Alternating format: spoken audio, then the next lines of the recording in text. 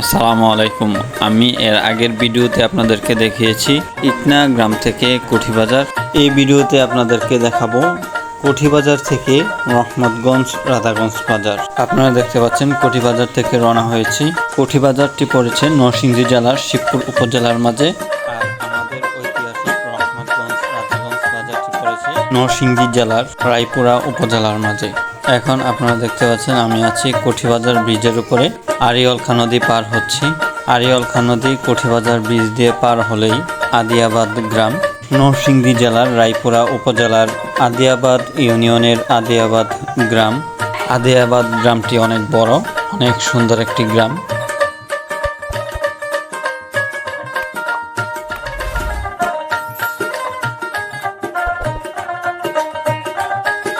এখন আমি আদিয়াবাদ গ্রামের রাস্তা দিয়ে যাচ্ছি।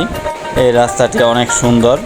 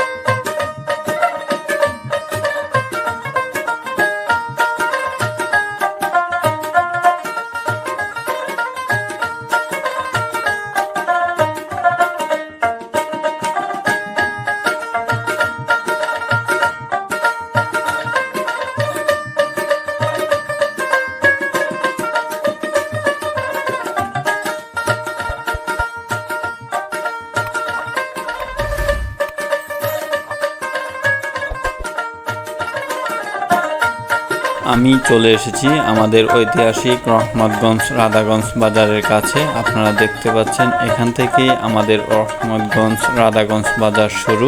আমাদের ঐতিহাসিক রহমতগঞ্জ রাধাগঞ্জ বাজারটি দুটি গ্রামের মাঝে পড়েছে।